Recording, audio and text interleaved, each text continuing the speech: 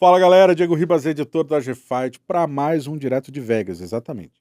Esse é o nosso podcast chamado Direto de Vegas. Os cortes desses episódios, não só deste, mas de todos os episódios, estão no canal da G-Fight. Na descrição desse vídeo você pode encontrar todas as nossas informações, os recados importantes que eu tenho para dar para vocês. Primeiro, nosso patrocinador aqui, ó, 1xBet. Só existe esse podcast por causa deles, nosso único patrocinador por enquanto, acreditar no nosso projeto. Temos o nosso link da G-Fight na 1xBet.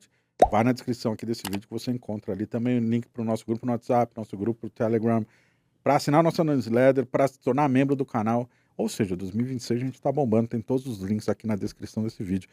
Melhores odds do mercado, hein? 1xBet, tamo junto. Eu sou o Diego Ribas e hoje vou falar com Diego Lima. Tudo bom, Diego? Mais uma vez tá aqui. Fala, né? Ribas. Tô Bom, aqui no podcast que mais cresce no Brasil e no mundo, direto de Las Vegas. E vamos que vamos, Ribas. Muito obrigado. Já vi que você tá platinado, né? Já chegou, você né? platinou no Brasil, então. Platinei no Brasil, antes de vir. Todo mundo platinou já? Se eu não me engano, acho que só o Macaco que não platinou ainda, ou não tinha platinado antes da gente vir. E o Cissão, que como ele fez implante, não pode mais platinar. Então ele compra o spray É verdade. e ele platina no spray. Mas o Macaco, ele vai platinar aqui ou na Flórida? Eu acredito que na Flórida, porque ele comentou com o Gia, mas pela correria, como a gente tá em hotel dessa vez, não tá na casa. Então eu acredito que é mais fácil ele platinar. Ele vai chegar mais perto da luta, né? Eu acho que ele chega hoje. Por que eu tô Hoje falando já? muito eu acho? Porque a gente tá numa correria, tanta coisa pra resolver, então eu acho que ele chega hoje. Ah, eu achei que ele chegava na quinta. Bom, hoje que a gente tá gravando é segunda-feira. Esse episódio vai ao ar na quinta. Boa. E o assunto, você sabe qual é o assunto hoje, né? Charles Oliveira. Chara do Bronx. É isso, não tem pra onde correr. Essa semana. Eu até brinquei quando chegou aqui, todo brincalhão, sorridente. É uma luta muito importante esse Trump BMF. Mesmo assim, em algum momento, e tem algum momento da semana que essa pressão, a cobrança atinge você ou o time? Putz, Ribas, se eu te falar que não, cara. A luta é gigante. É como todas as lutas do Charles. Toda luta do Charles sempre é gigante. A próxima luta do Charles sempre vai ser maior que a atual. Né? Pelo tamanho da história dele, pelo tamanho que ele é na organização, né? Pelo tamanho do legado que ele tá construindo. Mas a gente trabalhou muito pra essa luta, a gente trabalhou muito por esse momento, a gente trabalhou muito por tudo que a gente tá colhendo. Então, eu não vejo pressão. A gente tá tão feliz, então onde a gente tá tão feliz com as coisas que estão acontecendo, que a gente faz tudo muito feliz, cara, pra ser muito sincero. Entendi. Como é que tá o homem? Tá bem pra caramba, tá muito feliz, os pais dele vieram pela primeira vez, saíram do Brasil, então é a primeira viagem internacional que os pais fazem. Ah, eles nunca tinham ido pra lugar nenhum? Fora do Brasil, não. E a primeira vez é Las Vegas pra luta dele. Para o Charles. Então, assim, cara, eles estão muito felizes. O Charles tá, hoje mesmo, depois do Charles, o Charles se emocionou ali, quando ele acabou o primeiro treino, hoje da parte da manhã. Aí o pai dele falou umas coisas muito bonitas ali. Então foi emocionante, foi muito legal. E com certeza está sendo um aditivo especial para a noite do Charles. Certo, as crianças vieram também? Também. As duas? Ailinha, o Dom. Vitor. Família inteira, pai, mãe, os filhos, esposa. Tá. Agora eu tenho que te perguntar, porque o Charles, da última vez que ele veio aqui, inclusive você tava, ele falou que ele é emotivo, né? Chora, vendo filme, gladiador e tal. O cara que é emotivo, esse tipo de elementos, tá? As crianças, esposa, pai, mãe, não adiciona muita carga emotiva? Existe um Ribas, trabalho a ser feito para conter isso? Sabia que eu tava vindo pra cá com o Marcelo e a gente falou sobre isso. Porque o Charles hoje acabou o treino e ele chorou. E eu falei pro Marcelo que eu tinha ficado feliz. Que quando ele chora, é um ótimo sinal. Ele chora de emoção, ele chora... Eu não sei te explicar, cara, mas quando ele chora me dá um alívio tão grande. Porque ele tá... É porque ele tá muito emocionado e, ao mesmo tempo, eu não sei exatamente explicar o porquê, mas quando ele chora ele tá muito pronto. Todas as lutas que ele se emocionou do jeito que eu vi hoje é porque a vitória tá chegando. Quando ele chora, não é que ele tá... Não é que a emoção vai tirar ele do trilho. Muito pelo contrário. Se tem alguma luta que ele se emociona pouco, eu fico preocupado. Eu converso isso muito com o Gia também. A gente fala, caramba, Gia, parece que ele, sabe, tipo, não tá muito ali. Mas quando ele... É como se ele sentisse a presença de Deus ali. Porque geralmente ele treina assim que acaba o cheiro. Ele chora assim que acaba o treino. Não é um choro de preocupação. Não. Acaba o treino, ele treinou bem, ele tá suando, ele bateu forte. Aí ele se emociona e começa a chorar. Logo depois do treino. É que nem no vestiário quando a gente vai treinar. Aquecer antes da luta. Quando ele já tá bem aquecido, quando ele já tá bem suado ali, que ele já tá quente, ele começa a chorar. É como se ele te falasse, tô pronto. Antes de entrar pra luta? É.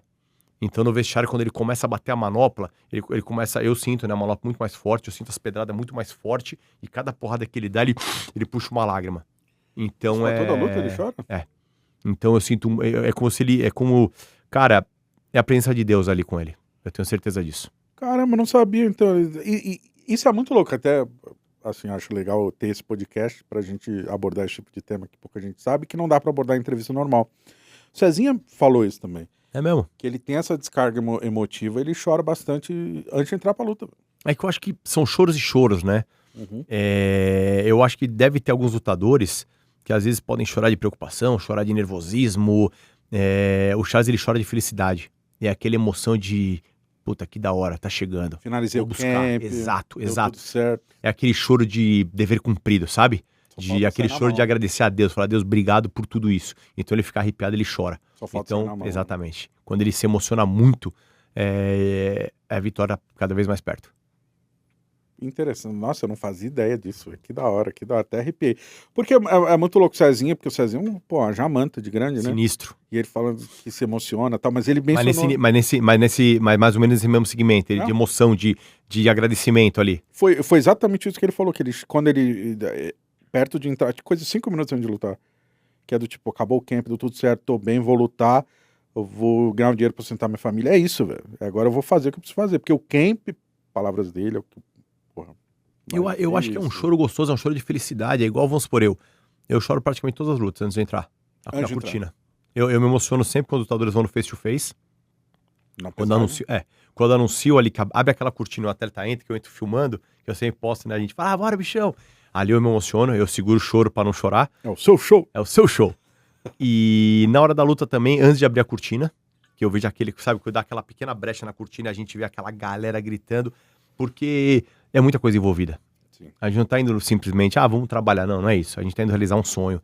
É um sonho que já tá sendo realizado, só do fato da gente estar ali. Então é muito gigante, é muito grande. Posso ouvir os passos do teu... Ali para, né? Essa hora é foda. Essa música começa a tocar, em que momento vocês estão? Vocês estão andando? Vocês estão atrás da cortina? Atrás da cortina. Já só esperando? Só esperando. Aí fica a moça lá, fazendo com os dedos pra gente abrir a cortina. Aí o segurança em volta da gente. Aí quando começa ali, aí não tem como a lágrima não escorrer, né? Mas aí todo mundo da equipe, só você... O Charles, imagina que tá no modo luta... Sim, não, ele já tá focado, ele já fica olhando assim, ó, tipo, sabe, tipo... Sim. Tipo aquele olho do Mike Tyson ali naquela volta dele, que aquele cara ficava mexendo, ele só seguiu com a pupila assim, ó. Aquele irlandês. Então o furacão irlandês. O Charles já fica totalmente focado ali, e a gente atrás, o Gia também chora muito, né? O Gia também chora bastante. A gente até, eu acho que a idade vai chegando, né? Então a gente acaba sendo chorão. Cícero também, Macaco. Mesmo corner. Sempre mesmo corner. Tá bom, beleza. Mesmo corner, mesmo treinamento, equipe de shootbox. O que mudou nesse treinamento? Vamos lá. Eu vi, me corrija se eu estiver errado, pelo menos nos posts de vocês, inclusive do Charles, o Demian foi mais presente ou é impressão minha? Na verdade, o Demian foi mais presente, mas o Demian já estava muito presente. Então, assim, às vezes nas postagens ele pareceu mais presente, mas o Demian tá totalmente presente. E vocês postaram mais? Pode ser. Mas com o Gunro, o Demian também fez 100% parte do treinamento, ficou com a gente o tempo todo ali. O Demian é um cara, eu sou suspeito a falar, porque é meu amigo, sou fã dele. Então, qualquer coisa que eu falo com o Demian, eu posso ter sido suspeito. Mas quem o conhece sabe o ser humano que ele é, o atleta que ele é, o treinador que ele é. O Demian é um cara de um caráter incrível e que tem muito para ensinar. É um absurdo o que o Demian tem para ensinar. Então, o Demian foi lá, semanalmente, igual a outra quando ganhou, ele tava lá semanalmente também. E ele ajuda demais, cara. O Charles e todos ali que estão com luta marcada. O Demian acaba ajudando todo mundo sem exceção. Então, ele vai pro shootbox. Não é Isso. os atletas Isso. que vão. Então, ele vai pra lá. E ele puxa o treino, ele comanda um treino. Exatamente. Ele comanda o treino de grappling. Pra equipe ou pro Charles? Pra equipe. Entendi. E faz uns específicos também. Esse tempo a gente fez. Ele puxou o treino pra galera em geral, ele fez específico. O Charles adora, todo mundo, né? Todo mundo fica extremamente feliz quando ele vai. E o Charles fica muito feliz também, no grupo, no específico. Você vê nos olhos do Charles como ele tá feliz, como ele tá contente de ter o Demian ali, passando instrução, dando uns toques. A gente conversou muito também. Eu e ele, a gente chega mais cedo, a gente se encontra na padaria e fica conversando sobre a luta. Eu e o Demian, a gente fica conversando sobre, é melhor esse caminho, o caminho A, B, C. Então é muito gratificante poder hoje tá com ele ali do meu lado. É É uma sensação maravilhosa. Nós já estávamos muito juntos, né, com o Young Gary, Sim. agora junto com o Charles, então sou muito feliz. E o Damian faz posição, faz os drills ali, ele Pô, rola teve uma semana que eu viajei, eu não estava. Aí o Charles me ligou depois do treino e falou, pô, hoje foi um treinaço, tal, o Damian puxou. Pô, o Damian entrou junto, eu fiz força demais. Aí eu dei risada. da hora. Porque o Damian tava lá puxando, aí o Damian falou, quer saber? Ele entrou no meio ali, fez com o Charles, pô, parede, fez chão, fez... Então foi muito bacana, cara. Ele treinou muito ali, ele e o Charles mesmo no corpo a corpo ali. E o Charles ficou muito, muito feliz. Quão importante é ter vamos lá, é um treino por semana De do grappling. Damian. Mas falando do Damian em si, quão importante é ter esse cara desse calibre uma vez por semana? Cara, não dá pra mensurar a importância. Porque, tipo, é muito ajuste, é isso? É Muito mais ajuste, muito né? ajuste. Muito. É que num seminário, quando você vai num seminário, às vezes o seminário tem 2 horas. Se você sai de um seminário com o lutador que seja, e se você realmente te levou alguma coisa daquele seminário, ele já valeu a pena pra você. Sim. Se você aprendeu entre 50 posições, uma posição no seminário, e se eu conseguir usar ela na luta, aquele seminário já valeu de uma maneira absurda, né? E o Damian, ele passa coisas muito específicas. Ele passa, coisas muito certeiras ali. Então, não só o Charles, mas todos absorvem muito, muito. Acabam absorvendo quase tudo que ele passou ali. E o Damian não foi só uma vez por semana, ele foi mais vezes por semana. Entendi. Então ele esteve presente nas quartas-feiras nos treinos de MMA, Maneiro. na sexta-feira nos treinos de grappling. Então ele esteve muito mais presente na nossa semana. Aí, é a pergunta que todo mundo vai se fazer. Se o Damian tá mais presente, chega até em algumas semanas dar 2 treinos com o Charles, podemos esperar o Charles mais grappler? Putz, Ribas, o Charles é um cara que ele é oriundo do jiu-jitsu. Sim, exato. O maior finalizador da história. exato. E o Damian é o segundo. E o Damian é o segundo. Porra. E então, assim, a nossa ideia é lutar MMA. Né, que nem até o Charles comentou. Falou, galera, muita gente me escreve como se achasse que eu tivesse de kimono e quando começar a luta sentar. Mas a luta começa em pé, o Holley sabe disso, o Holley sabe que o Charles é extremamente perigoso no chão, né? Então o Holley com certeza vai fugir do chão, a gente sabe disso. Então a gente tá indo para lutar MMA, nós estamos indo para dar o nosso melhor aonde a luta se desenvolver. E conforme ela vai se desenvolvendo, a gente vai achando os espaços que ela está indo bem. Então, pô, se a gente conseguir conduzir a luta pro solo, conseguir, estabilizar ele no chão, fazer um outro trabalho, pô, ali vai ser feito, né? Mas a gente não vai estar desesperado para pular na perna dele, não vai estar desesperado para fazer chão, até porque o desespero pode deixar a gente muito mais vulnerável. Então a gente tá indo para lutar MMA e conduzir a luta da melhor maneira possível e buscar um nocaute ou a finalização. O Charles hoje é um lutador de MMA. Perfeito, perfeito. A questão é, nos vídeos que a gente viu, tem um vídeo em específico do Charles. Eu não acho que foi com o gafanhoto? Foi. O gafanhoto. Ele tá tendo, o Charles puxa, né? Pum, pum, pum. Isso foi o quê? Foi pensado, porque viralizou. Óbvio que é viralizar, pelo amor de Deus. Isso foi pensado, vamos fazer para viralizar. Nada. Tá treinando, quantas vezes se repetiu, por quê? Qual o bastidor daquele momento? Partiu do Charles do nada. Do nada. Ele tava treinando, era o último round. Aí ele pega do nada e faz isso. E o Dudu tava filmando. Então ele nem sabia que estavam filmando, na verdade. O Charles nem sabia que tava filmando. Aí depois o Gafanhoto me chamou, Lima, pode postar? Aí eu falei com o Charles, a gente falou, mano, pode, Gafanhoto, não tem problema nenhum. Aí ele postou. Eu não imaginava. Quem filmou foi o Dudu. Eu não imaginava que ia viralizar daquele jeito. Não? Não, porque foi uma coisa. Não foi uma coisa pensada. Foi uma coisa, sabe, tipo, o Charles do nada fez assim e foi pra porrada. O Charles adora fazer isso. O Charles não é por causa do Holley, mas o Charles é um cara que segunda-feira, que é o nosso treino de striking, ele vai literalmente pra trocar porrada. O Charles, ele vai pra trocar porrada. E ele adora. Ele adora ir de segunda-feira e ele adora trocar porrada com todo mundo. E ele escolhe os mais duros ali. O Charles, ele adora, ele chama o Liquette, ele chama o Elvis, agora chegou um cara da Argélia, que é campeão do ONE, tá com a gente lá morando, né, vai morar 1 ano com a gente. Porra, ele adorou fazer com o cara é campeão, 70 quilos, então ele chamou o cara várias vezes pra trocar porrada. Da Argélia. Eu acho que ele tá pro cinturão agora do ONE, Porra dele? na trocação. Porque o ONE tem a parte de strike, a parte de trocação e MMA, o cara é campeão da parte de striking. Então o Charles, porra, toda hora queria fazer com ele. Então o Charles hoje, ele gosta da trocação, ele gosta. Então aquilo partiu dele, assim, não foi nada pensado, ele nem sabia que tava filmando, na verdade. Entendi. Então existe vamos lá.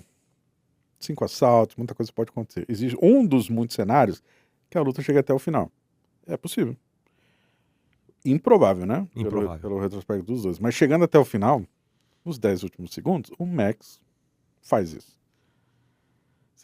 apontar pro meio, o Charles vai pra porrada? Eu acho que o Charles vai fazer o que tocar o coração dele. Eu acho que numa luta de 25 minutos, a gente tá falando em 24 e 50. Então, os últimos 10 segundos, será que... Qual é o nível de racionalidade de dois atletas que trocaram 24,50 de MMA, né? Então, acho que vai muito de momento. Né? Eu acho que o Charles não tá pensando hoje, se ele fizer isso eu vou fazer, se ele fizer isso eu não posso fazer. Eu acho que ele não está pensando nisso agora. A nossa ideia é manter o foco e manter a determinação e o que nós pensamos para a luta do começo ao fim. A nossa ideia é realmente fazer isso, do começo ao fim. Né? Mas é MMA. Né? É muita emoção em jogo, é muita coisa em jogo. Já dizia Mike Tyson, né? Todo mundo tem uma estratégia até levar o primeiro soco na cara. Exatamente. Aliás, são muitas variáveis, né? O esporte em si é um esporte, um leque absurdo. Muita coisa pode acontecer. E quando se colocam dois players, né? Dois lutadores desse calibre, muita coisa pode acontecer. E Ribas são dois lutadores que já construíram suas histórias. São Dois Hall da Fama.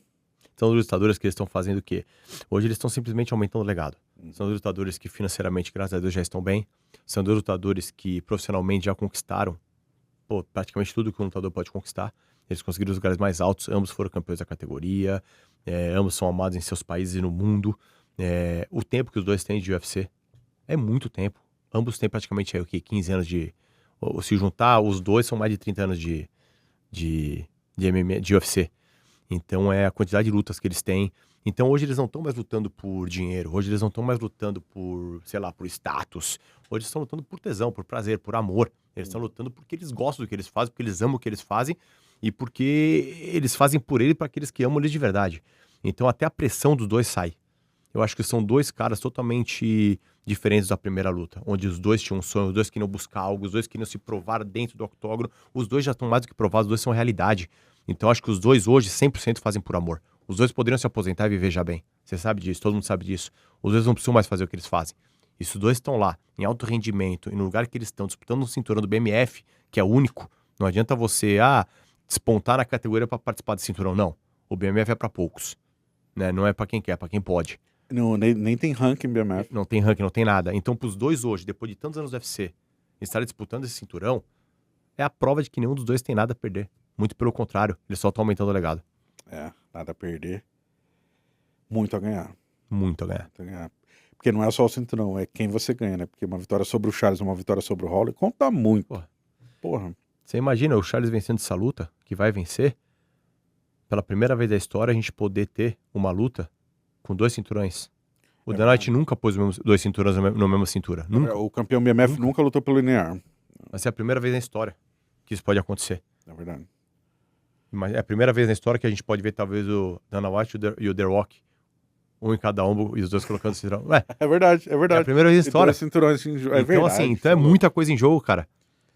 O Charles tem tudo pra ser muito maior do que ele já é. Vamos. Já foi. Boa. Dito isso, seu Lima, o camp do Charles foi todo em São Paulo? Todo em São Paulo, como sempre. Ele voltou, mas aí a questão é, ele voltou a alugar um lugar lá? Alugou. Ou ele ficou indo e voltou? Não, alugou. Ele ficou de segunda a sexta em São Paulo e no final de semana ele ia ou pra Guarujá, né, ou pra Fazenda. Me corrija se eu estiver errado, é a segunda vez que ele faz isso. Primeira segunda foi vez, com... contra o Garoto. Ele já treina a semana inteira sempre, mas tem aquele desgaste da estrada, né? Então Demorou agora a gente só 10 tirou anos, esse engaste. Demorou 10 anos pra convencer o Charles a fazer isso. Demorou. E como ele ficou lá? Ele levou o Dominique e a Vitória? O Gia fica com ele, né? E aí, mas a Vitória vem muitas vezes com o Dominique, fica 2, 3 dias, volta. A Vitória tem a loja dela também. Tem a loja. E tem também, né? Eles moram no Guarujá, né? Então, com certeza, tem muitos afazeres para ser feitos lá também. Eles não podem simplesmente abandonar a casa. Então, a Vitória sobe bastante, fica com ele o máximo que ela pode, mas ele fica 100% focado ali. Até porque não é uma casa de sala e cozinha, né? Tem uma casinha um pouco maior, precisa de muita coisa para arrumar. Ele tem os animais dele também, né? Ele tem um mini zoológico na casa dele. O Dom também, né? O Dom poder ficar ali na casa dele mesmo, né? Com muito mais brinquedo, muito mais coisa. Como atleta de alto rendimento, ter o Charles perto da academia o tempo todo, coisa que é a segunda vez, só segundo que fizeram.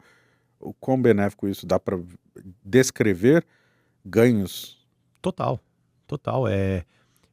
O Charles lá da academia, ele não precisa acordar às 6 da manhã para pegar a estrada. O Charles, ele consegue fazer 2, 3 treinos no dia. O Charles ele consegue terminar o treino e ir andando até o hotel, porque ele vai andando e volta andando. E dormir muito mais. O Gia consegue controlar a alimentação muito melhor, porque ele não precisa ir comendo no Tupperware no carro. Ele consegue sentar na mesa dele, comer e deitar e dormir. Então tipo assim, as vantagens como um todo nem se compara. Ele treina mais e descansa melhor. Com certeza. Come melhor, faz tudo melhor. Porra. Aí é a dúvida, por que fez só agora? Mas também é que é o Charles, né? Não, e ao mesmo tempo, Ribas, o Charles ele é único, cara. Ele é o que todo mundo vê. Ele é espontâneo, ele é ele. Então, sabe, o Charles era um cara que ele gostava de terminar o treino e ir pro Guarujá, e andar descalço, e empinar pipa na laje. O Charles é ele, cara. O Charles, ele não mudou. O Charles, ele é um cara que hoje ele tem dinheiro, ele tem fama, ele conquistou tudo que ele conquistou, mas ele ainda é o Charles Oliveira. Então, o Charles não mudou absolutamente nada, cara. E você mencionou que ele, fim de semana, ele descia ou pra Fazenda pro Guarujá. A Fazenda, eu vi um vídeo dele, inclusive, acho que foi da Fuvales, não sei, na Fazenda Olha, Fuvales. Porra, quando ele gravou o podcast que eu mencionei, quando ele fala de animal, quando ele tá perto de animal, ele muda o semblante, né, cara? Total. É bizarro, é outro cara, velho. Cara, eu vou te falar, se desse pra gente trazer um cavalo pra Las Vegas e deixar no quarto dele, cara, o Charles ia ficar até marcado aqui, ó, de ficar com esse sorriso assim. Porque, cara, ele ama animais, ele ama cavalo e ele tem uma troca de energia com os cavalos ali que é incrível, cara. Os olhos dele, os olhos do cavalo é diferente, cara. Sabe, é como se eles falassem por telepatia ali, sabe? Então, tanto é que na fazenda, o quarto do Charles é do lado da cocheira. Tem a casa, e aí você sobe um pouquinho, tem a academia, aí tem umas cocheiras e o quarto dele. O quarto, ele fez só uma suíte fora da casa de tudo, é uma suíte no meio das cocheiras. Sabe, que é pra poder acordar, abrir, a primeira coisa que ele vê é a casa do cavalo. Ele acorda, o cavalo já vai lá ver como ele tá, e vice-versa. Então, cara, o cavalo ele traz uma energia pro Charles surreal, cara. Você conversa com o cavalo, com o Charles, você mostra um vídeo de cavalo, uma foto, é outro Charles. Então, mas aí, vamos supor, quando ele vai pra Fazenda, ele também não faz nada de loucura, né? Sair correndo com os cavalos. É que talvez o que é loucura pra nós é normal pra ele. Sim, mas aí o meu ponto eu já lembro de atleta que se machucou. O Donald Cerrone era um caso exemplo, né? Porque ele fazia também motocicletas, caralho. O Charles faz tudo o que ele tem que fazer. Ele não deixa de fazer nada. Ele corre, ele anda a cavalo, ele... Mas aí você não fica com... Dá um pouco de medo. Dá um pouco de medo. Mas o homem lá de cima sabe todas as coisas. E porque se ele não fizer isso também, talvez ele fique maluco, né? Então ele vai lá justamente pra desestressar, sabe? Pra ficar bem. Então quando ele vai lá, puta, ele anda a cavalo, ele corre de charrete, ele faz tudo. Como é que foi aquela coletiva de imprensa lá semana passada, né? Foi... Mas aí fazer uma coletiva de imprensa de noite, durante a semana, perto da viagem, cortando o Foi maravilhoso. Foi incrível. Você me falou algo por mensagem que eu queria que você falasse aqui. Foi... Qual foi o momento de decisão, tão perto da viagem, fazer aquela coletiva? Cara, o que fez o Charles depois daquele, infelizmente, daquele nocaute que a gente sofreu, o que fez o Charles voltar tão rápido, né, principalmente no Brasil, enquanto gorou ali tão assim, foi o carinho dos fãs. Ele saiu da luta extremamente de cabeça baixa, extremamente triste, né, por tudo que aconteceu, foi um nocaute muito forte, né, e o que fez ele do nada, falou, cara, eu quero lutar no Brasil, vambora, aí eu já liguei pro Hunter, fui falar com ele. Então assim, o que fez realmente isso acontecer foi a quantidade de pessoas que mandaram vídeo pra ele chorando, falando que ama ele, se emocionando, mandando ele levantar a cabeça. Então assim, a quantidade de pessoas que mandou mensagem pra ele foi um absurdo, o que a gente não vê muito. Hoje a gente vê muita gente entrando nas redes sociais só pra xingar quando alguém sofre um revés. O do Charles, a quantidade de pessoas que foi o contrário, motivando ele, falando que ama ele, e a quantidade de vídeos de pessoas chorando que mandou pra ele, motivou ele de uma maneira que ele falou, eu preciso lutar no Brasil. O evento é daqui, sei lá, fazia muito pouco tempo, o evento é daqui, vai, 1 mês e meio, 2 meses, ele falou, cara, eu preciso lutar no Brasil, eu preciso sentir essa energia, eu preciso que esses fãs estejam do meu lado, eu preciso abraçar eles, eu preciso sentir eles. Então, quando eu liguei pro Hunter, todo mundo achou que não ia acontecer, porque era um Fight Night, mas aí o Hunter entendeu completamente o que eu quis dizer, completamente o quão importante era pra nós, e fez tudo acontecer. E então esse encontro com os fãs foi mais ou menos isso. Você não tem noção da quantidade de pessoas que chorou lá. Eu acho que tinha gente da G-Fight lá, né? Tinha 3. Então acho que ele deve ter comentado o que teve gente que chorou ali. Sim. Muita gente chorava. Muita gente se emocionava a ver o Charles. Foi emocionante. Um monte de gente chorou ali. Desde o treino aberto, pesagem, a entrada. Não, eu digo agora. Eu digo na agora. coletiva. Na coletiva agora. Lá, tá. Cara, na coletiva agora. Foi uma criança que chorou, não foi? foi fora do normal, Ribas. O primeiro que todo mundo que fez pergunta terminava, Charles, eu te amo. Todo mundo, te amo, eu te amo, eu te amo. E a quantidade de pessoas chorando, Ribas. Adultos, inclusive. Adulto, assim, cara, não teve como não chorar. Eu chorei, o Gia chorou, meus pais estavam lá, eles choraram. Chora pra caramba, né? O Mosquitinho tava lá, o Mosquitinho olhava pra mim com o olho todo vermelho.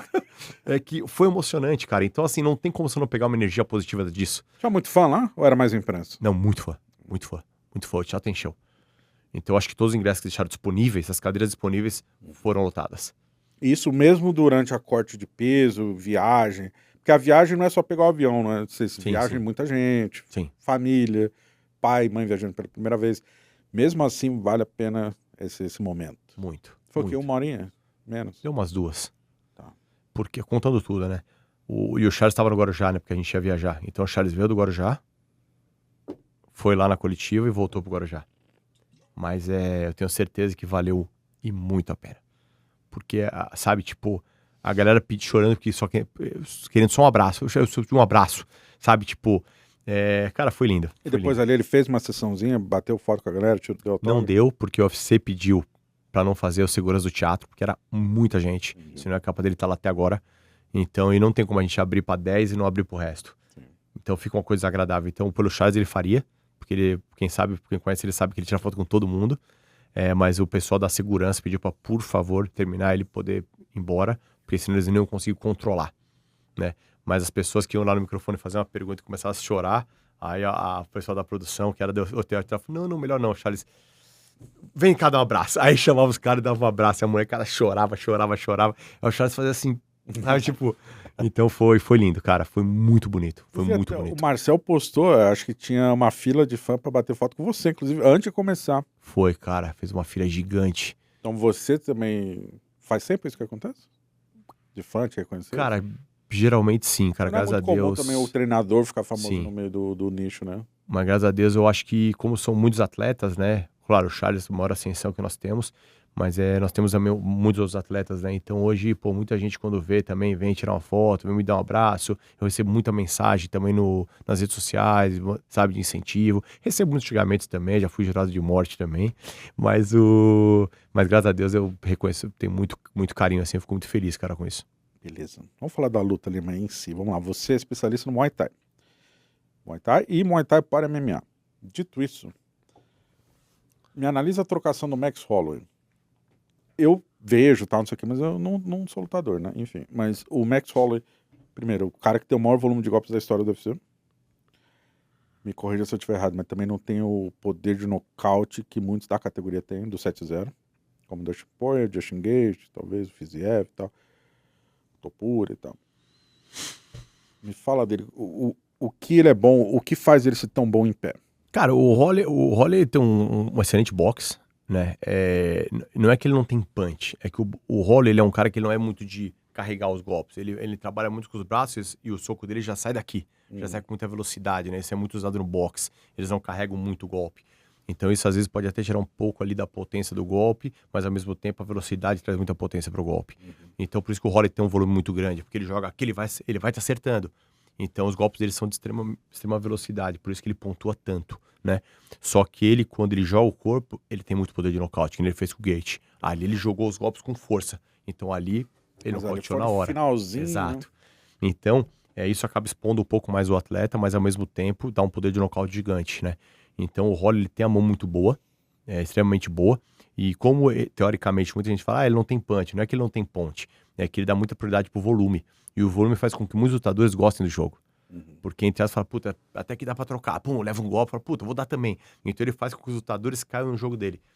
Justamente com esse pensamento involuntário de falar, puta, ele não tem tanto punch, eu acho que dá pra trocar. Então os caras vão indo. E isso faz com que o Holloway realmente abra o caminho ali e vá conduzindo a vitória dele da maneira que ele conduz, né?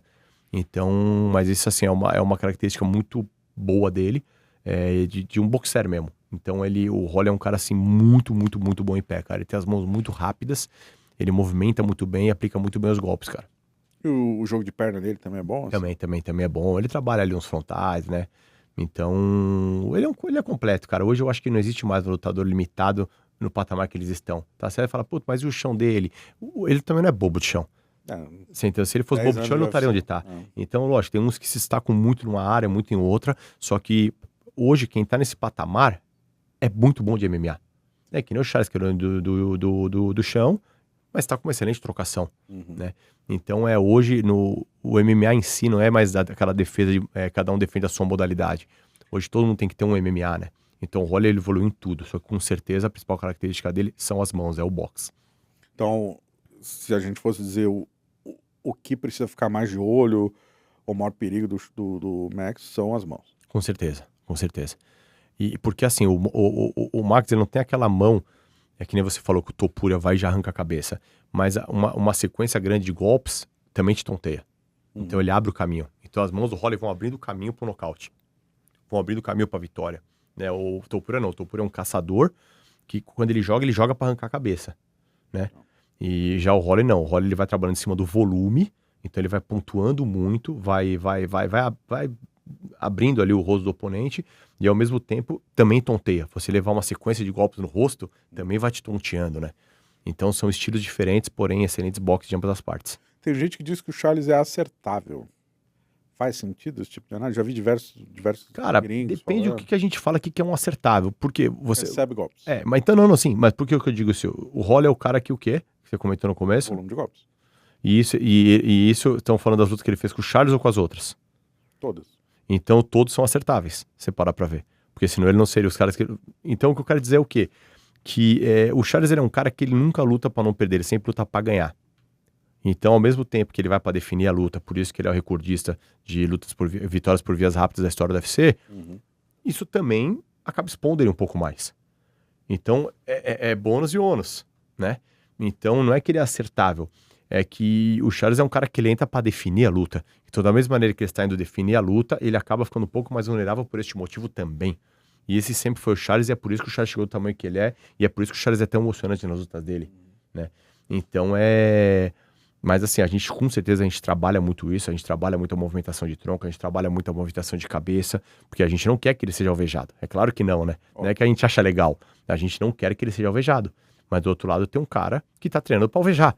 Então a gente trabalha o máximo que a gente pode para que a gente possa sair dos golpes do oponente e desferir nossos melhores golpes. Todo atleta, então, os atletas com maior índice de finalização, nocaute, enfim, eles então se expõem mais e por isso também podem ser mais acertáveis. Isso se aplica também ao Topuria, por exemplo, que tomou aquela cotovelada do Charles? Exatamente. Lembra aquele chute da cabeça que o Topuria tomou? Sim. Foi contra o Josh Emmett, talvez? Não. Não. Esqueci o nome do rapaz, cara. Herbert. Puta, agora me falhou. Mas você lembra aquela canelada? O Topuria não caiu, cara. Você lembra, aquela cotovelada no começo da luta do Charles? Ele podia ter caído ali. Então quer dizer que se o Charles tivesse nocauteado ele dali, o que ia acontecer? Caramba, cara, boa! Mas infelizmente o Topuria não caiu ali e depois infelizmente alvejou ele. Sim. Mas o primeiro golpe bem deferido mesmo, em cheio, foi o Charles. Mas infelizmente o Topuria aguentou, felizmente pra ele, infelizmente pra nós, o Topuria aguentou aquele golpe e se manteve em pé. Então assim, quando você busca a vitória, com certeza você acaba se expondo um pouco mais. E frente daqueles lutadores, você vê muito isso em cinturão. Você vê muito um lutador que, cara, chega no cinturão de uma maneira absurda, assim, nocauteando e finalizando, e depois da luta você começa a se tornar um pouco mais chatas, um pouco mais mornas, porque o cara já começa a lutar com o livro de regras embaixo do braço ali. Né? A gente viu isso com a Adesanya. Lutar pra não perder. Exato. GSP, Saint-Pierre. Saint-Pierre. O Saint-Pierre, talvez, se fosse hoje, ia ser extremamente criticado.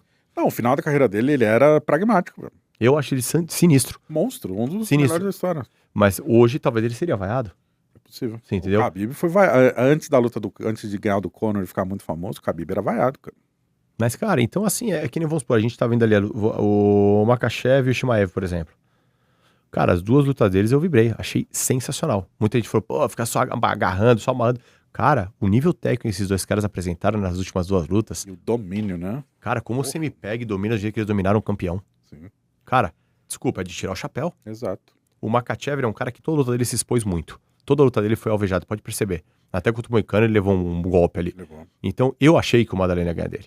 Sério? Porque eu achei, cara, mudou de categoria, é outro peso, é outra força, e ele sempre é alvejado, eu pensei. Ele sempre é alvejado. E uma porrada de 70, uma de 7-7, e ainda mais uma de 7-7 de um boxer, é outra coisa. Então eu achei sim que o Maddalena poderia tonteá-lo e buscar um nocaute. Mas você observa que sempre que o Maddalena dá um passo à frente, o Makhachev dá um passo atrás. Ele em nenhum momento ele ficou na reação do Madalena. Em nenhum momento ele se expôs. Em nenhum momento ele deixou acontecer o que aconteceu nos 70 quilos. Ele foi tão preciso, tão certeiro, que, cara, com todo respeito, ele tirou o Madalena pra nada. Pra nada. Pra nada. Foi 25 minutos tirando pra nada. Monólogo. Então não tem como não tirar o chapa pra esse cara. O Shimaev com o DDP, então, Jesus. Cara, No final ali, ele... você acredita que no final eu tava torcendo pro Shimaev? Pô, mas o Shimaev... Porque nossa. depois daquele show que ele deu, no finalzinho, o cara pega as costas dele e falei, não é possível, cara, que depois de tudo isso, o cara vai finalizar o Shimaev. Aí eu falei, vai, sai daí, pô! Quando eu tava torcendo pro cara, mas sem sentido. Aham. Porque ele deu uma aula nos primeiros rounds, que eu falei, não é justo agora o cara pegar ele e finalizar ele. Porque ele deu uma aula de MMA. Então, assim, eu não acho a luta deles chata, muito pelo contrário, eu acho a luta deles emocionante. Mas e isso é uma conversa que eu tenho muito aqui com o pessoal da imprensa americana, até fãs americanos. Pra achar a luta deles emocionante, precisa ter um grau de conhecimento do esporte, ou até mesmo acompanhar o esporte de uma forma Mas, diferente. Ribas, eu acho que também o domínio deles é um domínio diferente. É diferente daquele cara que leva o adversário pra grade e fica só segurando na grade. Mário Bautista. Aí realmente é uma luta chata. Aí você fala, puta, cara, que coisa... Mas eles não. Eles botam uma pressão que você vê a frustração clara na cara dos oponentes. Você vê o Madalena e o Dricos, a frustração no rosto deles era tão nítida, tão nítida, tão nítida. Madalena chorou quase. Porra. Então, ali você fala, não, peraí, ele não tá enrolando a luta, ele tá dominando um jeito que ele... Porra. Então, mas tem lutas que realmente são monótonas. Tem luta que o cara leva lá pra grade, fica só segurando o braço, com a cabeça no queixo. Aí você fala, pô, cara, Entendi. você entendeu? Então eu acho que tem lutas realmente chatas. Mas a dos dois, quando tem um domínio do jeito que foi, em cima de quem foi, puta, eu acho uma aula. Mas eu concordo. Só que pra ter essa visão, precisa de um certo... Também. É um esporte Também. faz um tempo. Porque o público americano, E que vai pro ginásio só tomar uma e ver, quer ver por sangue. que gostam tanto do Charles? Porrada, irmão. Porque Ou o porrada Charles, finalização, não? porque o Charles ele entra pra definir. Quantos lutas o Charles foi por decisão? Puta, eu nem lembro. São muito... Jeremy Stephens, Chandler, Michael Chandler 2, 2. Jeremy Stephens. Boa pergunta. Deve ter uma ou outra, mas... O Tony Ferguson, Tony Ferguson. que foi um passeio. Nossa, tirou pra nada, com todo respeito. Ele era o bicho papão. E você Todo não mundo veio, que você não lutava. veio. E eu lá com o meu covidzinho na minha Covid cama. no Brasil. Mas assim, o Charles realmente é isso que deixou o Charles emocionante, cara. Quem que foi o... Quem que segurou a manopla pro Charles naquela semana do Tony Ferguson? Quem que foi o principal parceiro de treino do Charles? Foi o Macaco e o Gia, né? O Gia, né? Os dois ali. Botar o Gia pra segurar. Essa história é maravilhosa. Eu acho que o Macaco tinha cansado o ombro, alguma coisa. Falou, Gia, segura aí. Aí, pô, Gia, o que eu faço? Não, mas, pô, Bom demais, né? Mas ali a gente tava abençoado, não tinha como. Pegou em cima da hora também, Pegou. né? 15 dias. Você não tava nesse corner. Teve algum corner... Qual foi o primeiro corner que você fez do Charles? Contra o Ricardo Lamas, No México. no México. Perdeu. Não, sofreu um revés. Tá. Contra o Holloway você não tava, então, né? Eu estava lá, mas não estava no corner. Eu estava com o com o Sertanejo? Felipe Sertanejo. Tá, então o Charles, ele... Mas já fazia uns treinos lá com você? Já se conhecia, já tinha passado muitas coisas juntos. Mas que eu assumi a carreira foi em 2016. Que aí você começa... essa luta com o Holloway foi o quê? 2015? Foi 15? 15, 16, por aí. Não, 16 foi o Lamas, então foi antes. 14, antes. 15, não sei. Agora de cabeça. Lamas no México. O Pettis foi antes do Lamas, né? Foi. Porque foi Lamas, aí foi o Brooks, aí foi Paul Felder, aí foi a sequência de vitórias. Tá. Lamas foi 66? Foi 66, foi a Não última do bateu 66. peso. Isso. Do Max Holloway? 2015, Max Aí Holloway. depois de 16 lutou com o Lamas, aí depois a gente lutou com o Brooks, aí lutamos com o Mas, Paul Felder e fomos pra cima. Tá, o Paul Felder... O Paul Felder foi a única luta que o Charles estava mais magrinho ainda. Depois o Paul Felder que ele... Ficou ferreiro. que ele virou um peso leve de verdade, né? Antes ele era um peso pena lutando nos leves. E Exatamente. quando ele vira um peso leve de verdade, esquece. Aí ele se tornou um pica, né? O Charles é muito forte, cara. O Charles é muito forte. Você pode ver. Me O que explica o isso. O Poirier fala, o Chandler, os dois falaram, cara, Xinguete. o Gate, eu nunca assisti tanta dor quanto lutando com ele. O Charles ele é muito forte. E ele tem uns jeitos de bater ali que machuca demais. Tanto no chão quanto em pé. A gente treina muito uns lugares específicos pra que machuca. Sim. Machuca. Não é bater por bater, é bater pra machucar. Porque o Charles, no primeiro torneio dele, nocauteou o Viscar de Andrade, que é uma jamanta, bem maior que ele. E o Charles era magricelão ainda, né? Parecia um Sirizinho andando de lado. Mexendo o bracinho. Ó, aquele jogo de perna dele maravilhoso. Nocauteou na mão dura. É. E sem, não só bem menor, mas também sem técnica alguma, né? Nem mal treinava a trocação. Ou seja, isso é punch natural do cara. E anos depois, quando ele começa a treinar com vocês, evolui a parte técnica e bota uma massa, Aí dá pra dizer que ele se torna um dos maiores punch da categoria. Ele tem muita força, cara. Certo. Mas tá, o punch se treina, se adquire Com certeza. ou se nasce com? Não. Treina. Isso é uma pergunta que eu já fiz de diversos atletas e a galera tem visão diferente. Por quê? Eu acho que assim, o Charles era um menino quando entrou. Hoje ele é um homem. No meio dos leões. No meio dos leões. Hoje era um leão no meio dos leões. Então, eu acho que a idade também deixa você mais forte. Você tem uma força de menino, uma força de homem. Densidade óssea. Exatamente. Então o Charles hoje ele tem força de homem, homem de verdade. O Charles ele puxa ferro, além da preparação. Então isso dá força, né? Então acho que não adianta, vou nascer forte. Eu acho que, claro, tem gente que tem uma genética melhor e uma genética pior. Mas ninguém nasce forte, assim. Você nasce com uma boa genética. Você tem que trabalhar ela para se transformar numa pessoa forte. Sim. Então o Charles ele tem uma ótima genética. Então ele trabalhou muito. Por isso que hoje ele tem uma força surreal, cara. Tanto de isometria ali, quando ele pega a mão com mão, quando ele pega numa posição e quando ele bate. Eu vi uma foto do Charles, ele tá shapeadaço, hein? Tá muito forte, cara. Não lembro de ter visto ele shapeado. Não sei se é Photoshop, não lembro cara, de ter visto. Teve uma foto que vazou aí, que fizeram um IA.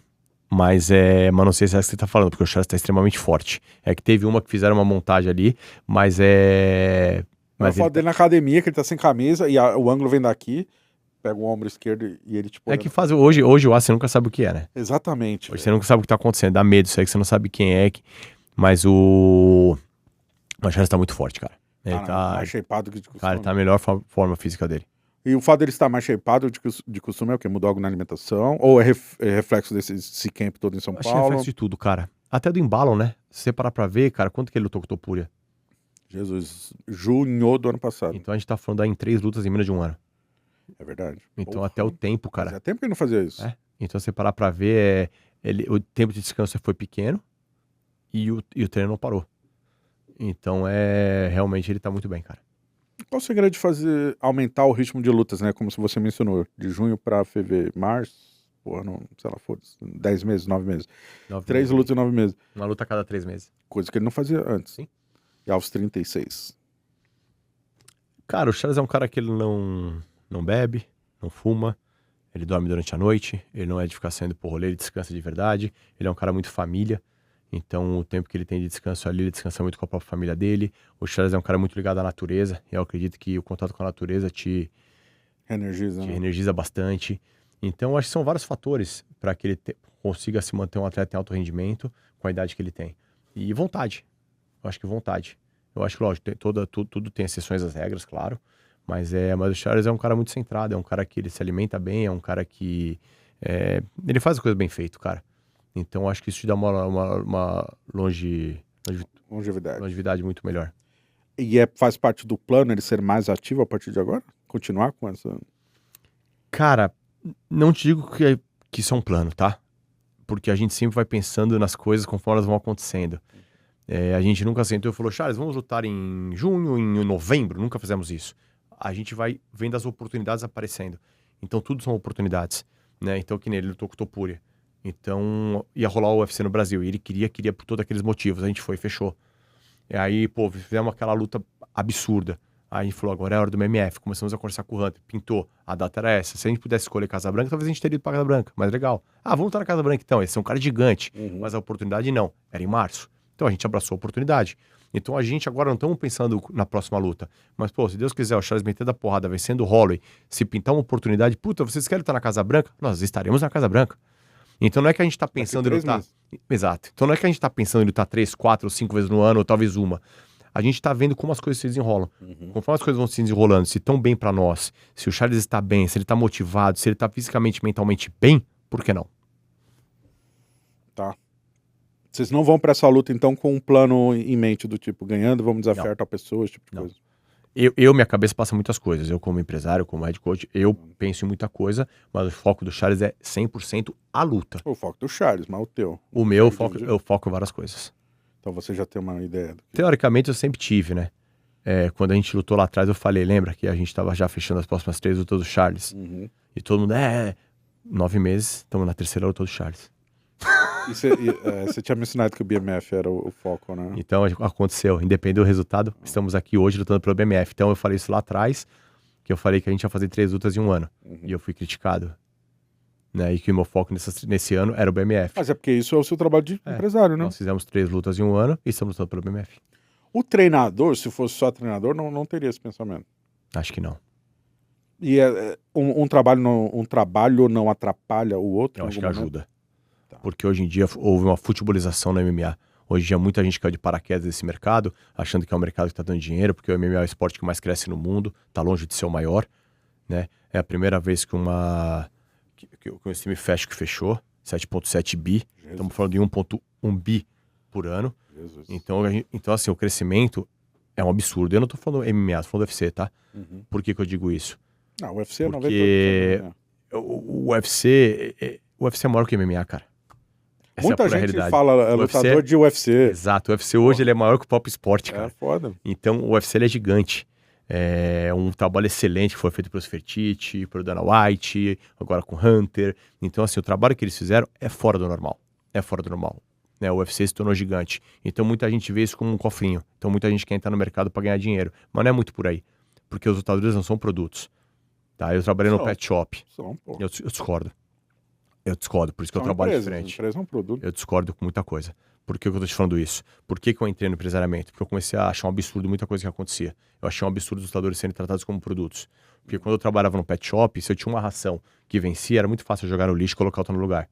Simples. É muito simples. Você tem um gasto, uma perda financeira, joga no lixo, põe outra na prateleira e traz pra vender. Um lutador, não. Um lutador, ele é um ser humano, motiva emoções. Certo. Movido a emoções. Então, se você pega se um empresário pega um lutador e trabalha mal esse lutador, ele não está simplesmente trabalhando uma empresa, ele está trabalhando um ser humano que tem sonhos, que tem frustrações. Então, se esse cara for enganado, ele pode ter uma depressão, dependendo de onde ele vê, ele pode se envolver no mundo do crime, ele pode entrar nas drogas. A gente teve caso de lutador que se matou. Sim. Você sabe disso? Sim. E era do UFC? Sim. Por depressão. Uhum. Entendeu? Então, é muito sério quando você fala, eu vou ser empresário. É muito sério, cara. É muito sério. Desde explicar pro atleta não sair comprando carro importado, juntar o dinheiro. Cara, tudo. Porque da mesma hora que veio, vai. Exato. É muito difícil, cara. Então, muita gente hoje fala, eu vou ser seu empresário. Existem marcadores de luta que só respondem e-mail, ficam procurando luta pra alguém. Existe empresários. Tradutor, né? Traduzindo inglês e português. Entendeu? Então, assim, cara, é muito sério ser empresário. Certo. Só para me explicar, quando eu falo que é produto, eu acho que é um produto midiático. Porque vamos supor, estamos falando do Charles. Tem o Charles do Bronx, lutador, foda. E tem o Charles Oliveira, que é, mano, pai do Dominique, da Thalia e tal. Sim. O produto Charles do Bronx vai fechar patrocínio, assinar luva, lutar, treinar. É um produto que tem que ser bem cuidado. Não é porque é um produto que é um produto descartável. Muito contrário, pelo contrário, é um ser humano. Mas uma vez ele na carreira dele... É isso que eu quis dizer com o produto. Ele é um produto midiático que tem que ser bem trabalhado. É que produtos são descartáveis, seres humanos não. Eu entendi o que você está falando, só que o que eu quero... bem durável. O que eu quero te dizer é que quando você empresaria um atleta, você tem que pensar num antes, um ato e um após. Claro, concordo. E ao mesmo tempo, quando você empresaria um atleta, você tem que pensar não simplesmente no que você está ganhando, mas o que é melhor para o atleta a longo prazo. Uhum. E às vezes melhor para o atleta é você perder um pouco também. E respeitar o momento do atleta. Exatamente. Você precisa... Aí... Não vou nem entrar no seu mérito, mas vamos lá. O empresário ele precisa entender. O Diego Lima é empresário, né? O empresário e o lutador precisam ter uma conexão do tipo, tá? Qual é a meta da sua carreira? Nem todo mundo vai ser campeão, porra. Com certeza. Mas todo mundo tem que melhorar de vida. Exato. Fazer dinheiro. Quantos anos você tem? Essa é a reta final da sua carreira. Cara, você não vai pegar o cinturão. Vamos fazer essa curva aqui. Eu vou te dar um exemplo. Os caras lutam assim. Do Apollo, que eu já falei algumas vezes dele em podcasts. Quando o Apollo veio de Tocantins, com 18 anos de idade, sem saber o que ele ia encontrar em São Paulo, literalmente numa selva de pedra que ele chegou pra ir treinar comigo, pra me cuidar da carreira dele, na verdade ele não foi lá. Na cabeça de muitos, legal, esse menino veio aqui treinar pra ser lutador. Não, ele não fez isso. Isso seria uma coisa muito fácil de trabalhar. Ele pegou a vida dele, colocou na minha mão e falou, Tó Lima, minha vida é sua. É isso que ele faz, cara. Responsabilidade demais. Mas é isso, Ribas. É que muita gente acha, não, chegou esse menino aqui pra treinar, coloca ele pra lutar aí. Não. Ele literalmente catou a vida dele e colocou na minha mão. Então eu não tenho opção. Eu sou que nem um médico numa mesa de cirurgia. Um erro fatal. Uhum. E na nossa vida, um erro fatal também. Porque o Apollo, ele vai dar certo. Eu não tenho outra opção. Ele vai dar certo ou ele vai dar certo. Quantos anos ele tem hoje? Tá com 20, acho que 6 anos. Tá. Então ele vai dar certo. Como meus outros atletas que vieram e colocaram a vida deles na minha mão, eles vão dar certo também. Uhum. Talvez todos não entrem no UFC, mas eu tenho certeza que todos vão sair melhor que entraram. Isso eu garanto. Então, eu acho que essa é a responsabilidade de um manager. Essa é a responsabilidade do empresário. É melhorar a vida do atleta, independente dela qual seja. E eu acho que é isso que tem que tomar muito cuidado. Porque uma vez um lutador também me procurou, pedindo para eu tomar conta da carreira dele. E aí eu tava conversando com esse atleta, e ele falou, porque eu não sei e tal, mas ele não me conhecia. Eu falei, cara, porque ele era empresário de outro cara cuidava dele, tá? Até um americano, um empresário americano. Aí eu falei pra ele, você pegaria o seu cartão de crédito com senha, entregaria na mão desse empresário? Aí ele falou, não, pô, lógico que não. Eu falei, se um dia você tiver que sair, você deixar a chave da sua casa com ele, talvez com a sua esposa lá, com o seu filho lá dentro, você faria isso? Ele, não, pô, lógico que não. Eu falei, então como você pega a sua vida e dá na mão dele? Eu falei, a sua vida vale menos que o seu cartão de crédito? Aí ele falou, não. Eu falei, então por que você fez isso? Porque você assinou com um cara que você nem sabia quem era, que você nem conhecia, que te mandou uma mensagem no Instagram e você assinou com ele. E você literalmente deu sua vida pra ele. Então, eu acho que os lutadores têm que começar a ter um pouco mais de racionalidade em cima disso. Eles têm que começar a saber que a vida deles está em jogo. Que é o sonho deles que está em jogo. Então, eles têm que saber muito bem na mão de quem eles colocam. Uhum. Hoje, eu não tenho contato com ninguém. Isso você falou, né? Eu acho loucura. Porque a vida não é minha, é deles, cara. Mas, por exemplo, você é treinador. Como treinador, você ganha uma porcentagem da bolsa. Sim. Como empresário, você ganha uma porcentagem da bolsa também. E como empresário, você, sei lá, se você fecha patrocínio, você ganha uma porcentagem. Certo. E tudo isso é negociado sem contrato com os atletas. Com os atletas sem contrato. Você fecha um patrocínio no boca a boca, no bigode, fio do bigode. Tá feliz, fica comigo. Não tá feliz, eu sou o primeiro a falar, busca a sua felicidade. Vai onde você quiser. Porque não é a minha vida, é a vida deles. Tá, mas quando não é eles que trabalham pra mim, eu trabalho pra eles. Mas quando eu me refiro, se um trampo não atrapalha o outro, vamos lá, você tem o Charles. Certo. Você tem que fechar a luta pro Charles. Certo. Mas você tem que treinar o Charles. Às vezes o que o treinador quer não é o mesmo que o empresário quer. Isso acontece. Por isso que é muito bom você ser os dois. Então, mas às vezes é óbvio que você não vai discutir com você mesmo. Você vai ter dois votos, do empresário e do treinador. Mas às vezes a voz que tá falando mais é do empresário ou a voz que tá falando mais do treinador. Não existe. Quando a gente fechou a luta com o Charles contra o Chandler, a primeira. Sim. A gente passava todo final de semana na fazenda. Houston, eu estava lá. Não, mas antes da luta, a gente passava todo final de semana na fazenda dele, treinando. A gente tinha em 30 lá na fazenda. Lá não tinha onde dormir. O Charles dormia no chão da sala, abraçado com um mini porco. Eu ia dormir... Eu dormia no chão? No chão da sala, em cima do tapete com o mini porco. Camp pra disputar o cinturão. Contra o Chandler, Tá. a primeira luta. Eu ia dormir à noite, o Charles tava na fogueira, tocando violão, o pessoal, ele lá. Eu acordava de manhã pra tomar o café, quando eu saía, o Charles tava andando descalço na terra, jogando milho pras galinhas, pros patos, os gansos, tudo correndo atrás dele. A gente treinando na academia lá do sítio, né, que não era fazenda de hoje, é no sítio. Cara, academia suja, não tinha muito espaço ali, o vento pegava, entrava a terra, às vezes entrava uma galinha correndo no tatame. E aí eu entrava no Instagram e eu vi o Chandler correndo na esteira com elevação, com um monte de cara com computador, ele com um monte de fiozinho aqui. É tipo o Rock 4, Rock Balboa 4. Na minha cabeça vinha Dragon e Exatamente, Rock. essa aí. Aí eu falava, cara, o que eu tô fazendo? O Rock ganhou, porra. Mas eu falava, o que eu tô fazendo? Será que eu tô certo? Eu pensei nisso, falei, cara, Rock é filme, é ficção, isso aqui é realidade. Aí eu pensei, será que eu tô certo, cara, de estar com o Charles aqui, com ele dormindo no chão, com a Xuxa, que é o nome da mini porca dele? Eu falei, será que tá certo ele dormindo com a Xuxinha Não é possível. no chão, e eu, cara, Com a Xuxa. com a Xuxa, um monte de gente na casa, não tinha nem lugar. Cara, e eu olhando o Chandler... E o pessoal dormia onde? Todo mundo? Cara, era 3 por cama, juntava as camas, dormia uma galera. Mas assim, desse nível, Ribas. E aí ficava o head coach, o treinador, o Lima, o Diego, tudo. Minha cabeça ia a milhão. Eu falava, cara, até que ponto eu tô certo? Porque isso aqui não é um filme, cara. Se fosse um filme, tava maravilhoso. Se fosse um filme, cara, era a ficção mais da hora do mundo. Rock Balboa mesmo. Mas não era Rock Balboa. Era a história real. Você imagina a responsabilidade que eu fui pra essa luta. E ao mesmo tempo eu vi o Charles sorrindo. O Charles, ele acordava sorrindo, ele ia dormir sorrindo. Você via ele terminava o treino, a gente pegava a estrada e ia pular na ponte da ponte, que era um rio, passava embaixo da ponte, a gente ia pra todo mundo pulando no rio, entendeu? Aí eu falava, cara, então era diferente. E ali eu falei, quer saber, cara, vamos fazer esse filme acontecer. E foi maravilhoso. Então o que eu quero te dizer com isso? Que eu acho que a felicidade é tudo. O Charles feliz, ele é imparável. E eu acho que É aí que eu separo o produto do ser humano.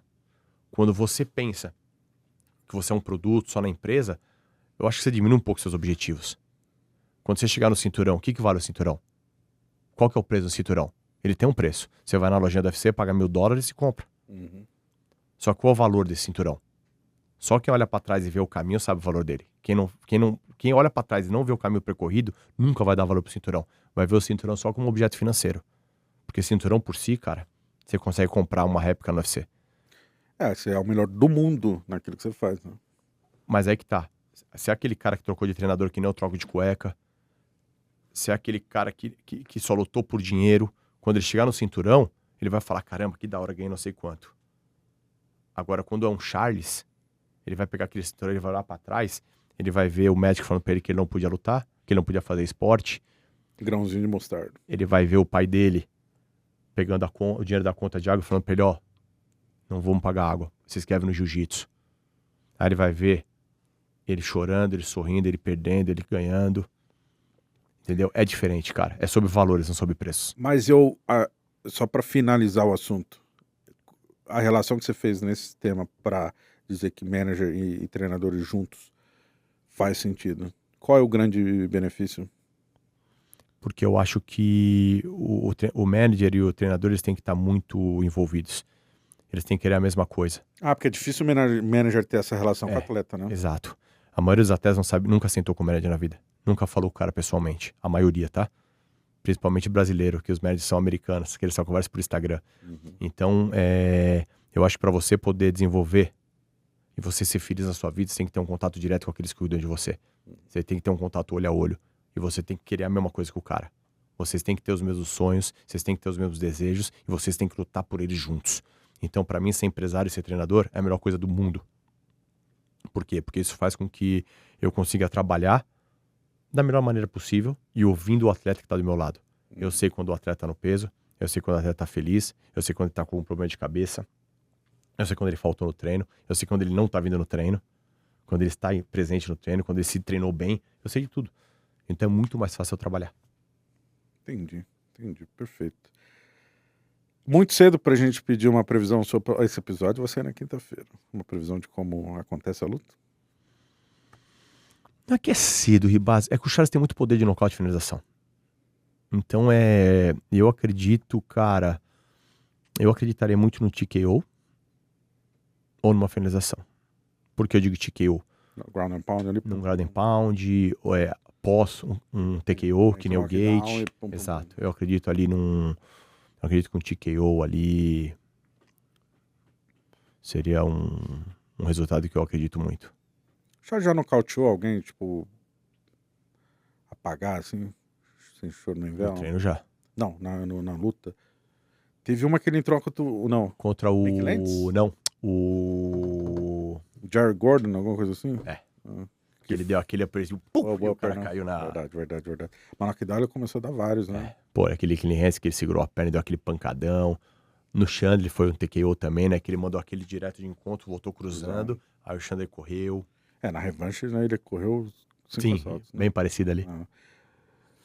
O cara, quando ele tem a mão muito pesada, mesmo ele vindo do jiu-jitsu, historicamente, vários atletas já falaram isso, quando ele começa a tomar gosto pela trocação, não é perigoso também?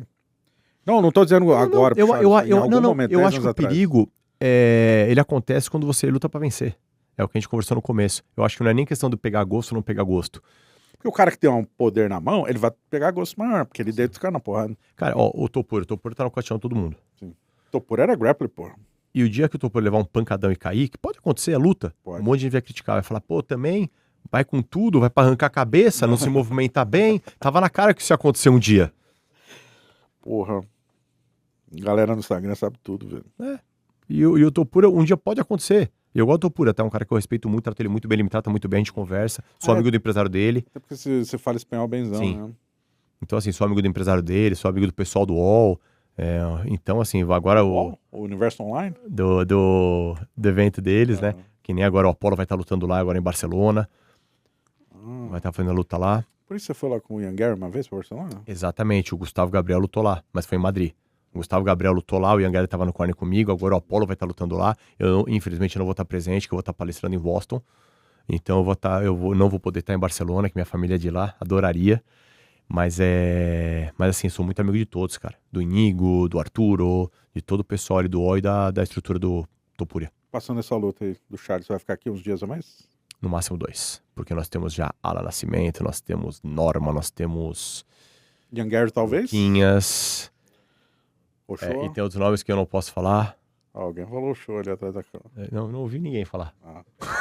O Ian Gary, eu vi o nome dele ser ventilado no Instagram, não sei se é verdade. Cara, o Iagari tá pronto, né? Pronto. Ele mesmo, você viu a entrevista que ele deu agora? Mas que quando você tá no topo da tabela é chato também, né? Porque não tem muita opção, aí É depende muito detalhe, né, cara? Mas você vê, ele deu a entrevista agora, acho que ele até, né?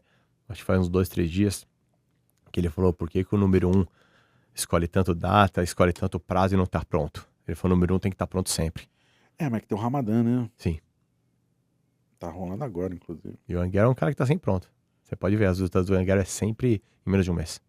É verdade. E já pegou o Chavicate, ele quase finalizou com 10 dias. Pô, o Prazo a gente catou, a gente tava em Barcelona, em Madrid. A gente tava comendo uma paella, ele uma vegana e eu uma paella normal. Uhum. Ele é vegano, é verdade. Porra. Quando chegou o convite da luta, cara, a gente na mesa. Aí eu ainda falei, puta, é uma ótima luta.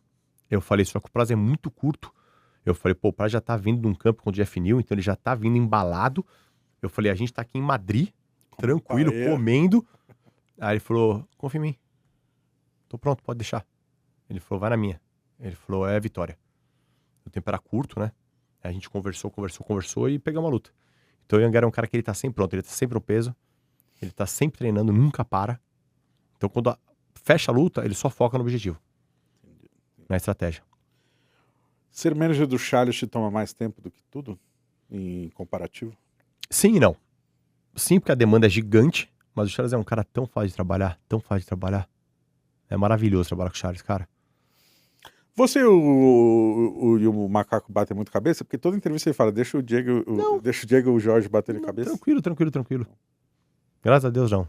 As coisas desenvolvem muito bem, a gente faz várias coisas. E como eu tô com o Charles todos os dias ali, então tem muitas coisas que acontecem, a gente fala, ô Charles, ó, o que você acha aqui? Vamos, então vamos, pá, bum, sabe? Tipo, é mais papum ali, pelo caso a gente tá presencialmente sempre ali, né? Então as coisas acabam se desenvolvendo muito fácil, cara. E trabalho não só com o Charles, com todos os meus atletas, com o Puro Osso, com o Elvis, com todo mundo, cara. Com o Eliquete. O Eliquete tá com luta ou não? Não, ainda não. Estamos tentando. O Elvis tá com luta ou não? Ainda não também. Tá bom. Mosquitinho? Ainda não pode, né? Ele tá se recuperando da cirurgia, mas eu acredito que vai ser pro meio do ano. Você que dormiu no hospital com o Mosquitinho, né? Isso aí pouca gente sabe. Ô Lima, pra finalizar a conversa, vocês vieram aqui e vão ficar no hotel. Da outra vez, vocês ficaram na casa. Isso. Essa abundância se deve a quê? Porque a gente pensou muito, a gente ia catar, a gente tava indo vender uma casa e aquele hotel da pandemia, que eram 2 suítes e uma sala com cozinha no meio. Sim. Que a gente gosta muito, porque ali são 2 suítes boas, grandes. Pertinho do pior, lado, né? E tem a sala com a cozinha pro dia cozinhar. Tá. Então a nossa ideia era lá. Mas como veio a família inteira do Charles, o Charles preferiu ficar no hotel. Por quê? Porque os pais do Charles não falam inglês. Então eles não saberiam pegar um Uber, não saberiam se locomover. E como o Charles tá focado no treino, ele não queria os pais dele dentro de casa o dia inteiro sem fazer nada. Então a gente acabou ficando no hotel, né, que é o hotel do New York, que é onde nós estamos, que é o hotel do UFC, que era justamente para os pais poderem descer a hora que eles quiserem, e eles já estão na strip ali, então eles podem descer, eles podem ir para um restaurante, eles podem passear nos cassinos, eles não se perdem, eles podem ir na Ross, na Marshall, na Burlington, então eles podem ir na loja de M&M. Aí eles te levam, né? Faz tempo que eu não vou, sabia? Na Ross? Só na Olive Garden que eu fui ontem. Tá. Então, no máximo. Então, na verdade, a gente ficou no hotel por isso, que é como a família dele tá inteira aí, pra eles poderem ir, andarem, à vontade, sem precisar de carro pra tudo, cara. Vocês estão em quantos? Porque com o Topuria tava uma galera. Que o Topuria veio todos os nossos atletas do UFC, por causa da Fight Week, né? A gente acabou vindo em muitos. Nessa luta nós devemos estar aí, tá a família do Charles, né? Que é mãe, pai, os 2 filhos, a esposa. Então só a família do Charles são 5. Então tá do Conor, tá, né? Eu, Gia, Macaco, Sissão. Aí nós temos o Alan, que tá aqui também. Aí nós temos mais 2 professores nossos lá da Chutebox, o Julião e o Rubens. Aí nós temos o Marcelo. Aí nós temos o Aislan, que é o nosso videomaker. Nós temos o Otávio, que é o sobrinho do Gia. E tá vindo a esposa do Gia com os filhos. Então, acho que estamos uns 15, 20. E o Charles, 16, 17. Uns 20, mais ou menos. Quase 20, beleza. Da outra vez a gente tava Tudo no mesmo hotel? Tudo no mesmo hotel. Quantos quartos? Tem 5 quartos. Não, o Júlio tá em outro lugar, né? O Júlio tá em outro lugar tá numa casa com o Rubens. Tá. Aí o Charles tá num quarto só ele e o Gia. Quando vier a esposa do Gil? Na quarta. Mas quando ela vier, ela Vai vai... ficar em outro lugar. Ah, a Vitória com as crianças tá em outro também. Num quarto tá a Vitória, os pais do Charles e as crianças. Tá. Aí no outro quarto tá eu, o Ali e o Marcelo. Semana de luto, o Gia é o que fica com o Ele Charles. faz o café da manhã, ele faz o almoço, ele faz o jantar, Massagem. massagem. Então, na verdade, toda essa parte é o Gia que faz. Então, eu deixo os dois 100% no quarto, que é justamente pra... Porque o Gia, ele controla a hora que ele come, ele pesa a proteína. Então, eu deixo os dois no quarto, que é justamente pro Charles não errar em nada na alimentação. Perfeito. Grande Gia. E é o homem do baldinho também, né? E o Gia é um cara especial, cara. O Gia é um cara que ele nunca foi lutador. No pra ver. começo a gente até brincava que ele era o treinador de wrestling, né? Que ele era o treinador de judô. Hoje todo mundo sabe que é o Ali, né? A gente toda hora fala, inclusive, o Ali é sinistro. Mas a gente brincava, né? A gente tava inventar alguma modalidade pro Gia. Mas o Gia é um amigo pessoal do Charles. E é o que eu te falo, cara, em relação àquele lance da felicidade. O Gia, ele é um cara que ele de vez em quando treina por brincar ali. Só que o Gia, ele nunca foi um praticante de artes marciais. Ele nunca foi um lutador. Ele nunca foi um professor. Eles são amigos, teoricamente, de cavalo, né? Eles se conheceram por causa dos cavalos, eles trabalham junto com o cavalo, eles correm de corridas juntos, tem cavalos em sociedade. Então o lance do Gia e do Charles são cavalos, cara. Os dois são amantes de cavalos. Só que o Gia faz tão bem pro Charles, um cara com uma energia tão boa, um cara tão positivo, que ele tá em todos os corners. Sim. Então ele já assumiu esse papel de comida, de ozônio. Então ele já faz ele fez um curso, então ele sabe aplicar ozônio, ele faz alimentação. Não É faço ozônio, ideia. aquele ozônio que você põe no ouvido. Nunca vi. Então assim, o Gia, ele faz várias coisas pra ajudar. Então o Gia faz massagem, sabe? Então tipo assim, o Gia acaba ajudando em todos os modos, cara. E é um cara assim totalmente prestativo, um cara que ajuda demais. Tanto é que já tem outros lutadores que querem levar o Gia também. Porque já fez uma puta Da hora, amizade com o Gia, da hora. cara. Então, assim, o Gia é um cara muito querido, tanto é que a gente tem um grupo que é só atleta e professor, só. É só competidor, esse grupo. O Gia tá no E grupo. o Gia? Então, assim, é muito bacana, cara. Da hora, da hora. Ele Gia faz Santos. parte do time sem ser, teoricamente, da arte marcial. Da hora, professor de wrestling. Grande Gia. Lima, sei que a semana tá corrida. Muito obrigado por aparecer aí de novo. Eu sei que a semana tá corridaça pra você. Obrigado pela moral de sempre. Tem algo que os fãs precisam saber que você ainda não disse? Acho que não, Ribas. Acho só que eles são muito importantes para o Charles e para todos nós, né? Que independente do que aconteceu nas lutas, o que vai acontecer nas próximas 8 lutas que nós temos aí, né? Porque a gente já 8? fechamos um contato longo com o Charles Oliveira. 8? Então a gente tem muita coisa para lutar ainda. Então tem mais uns anos, então. Tem. Então, poxa, a gente fez uma reunião muito legal ali com o Hunter, a gente conseguiu ter uma carreira longa pro Charles. O Charles, ele quer lutar muito ainda. S mais 7? Se tudo der certo, sim. Tá bom, 8. Então, tem muito Charles Oliveira pra UFC. Então, cara, e falar que o Charles faz isso pelos fãs, faz isso pela torcida, faz isso pelo carinho que ele tem, porque o Charles hoje ele não precisa mais de dinheiro, o Charles não precisa mais de fama, o Charles não precisa mais de status. Então, vocês podem ter certeza que se ele luta, é porque ele ama lutar e é porque ele ama quando recebe mensagens legais, bonitas da galera. Então, se vocês querem ver um Charles vencedor, motivem, mandem mensagem, mandem beijo, energias positivas, porque é isso que movimenta um ser humano de verdade. Se você é hater, vá pra casa do chapéu, meu amigo. Senhores, muito obrigado, Lima, mais uma vez. Muito obrigado, Mateusão. O Estúdio Outbox Media Vegas está aqui na descrição desse vídeo. Na descrição desse vídeo vocês também acompanham o nosso grupo de WhatsApp, link para se tornar membro do grupo, o link para assinar nossa newsletter e link para assinar a 1xBet, nosso link da GFight. Quer dar uma moral pra gente? Faça sua fezinha nesse link. Mas não seja um idiota, tá? Aporte com responsabilidade, seja modidade, não é investimento, é diversão. Você pode perder, pode ganhar aí pela sua conta. Mas se quiser dar moral pra gente, 1xBet, tamo junto. Diego Ribas, editor da GFight. Os